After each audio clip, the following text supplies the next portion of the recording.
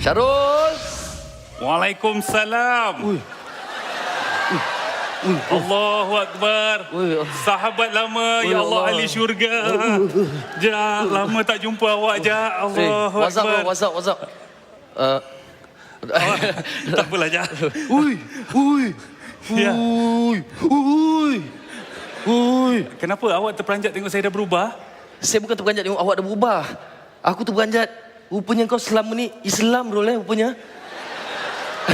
Tak adalah, jangan kecil hati sebab aku tak pernah nampak kau sembahyang pun. Ni prank ke apa ni? Ja, segala amal ibadahku kau pertontonkan hanya untuknya, Ja.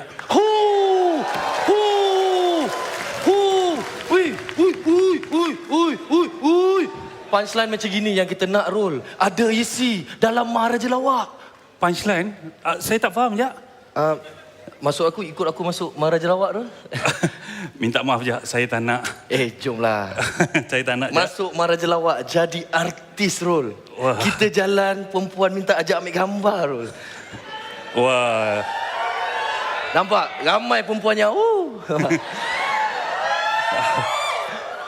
Jalan McGregor tu Saya minta maaf, Ja. Saya betul-betul berubah. Saya tak nak, Ja.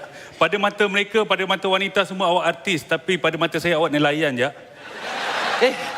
Bro.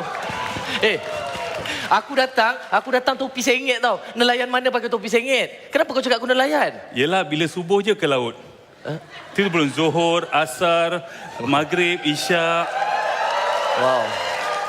Sejak kau berubah ni kau cakap aku nelayan ke laut. Kau lupa ke kita sama-sama dulu pernah jadi nelayan?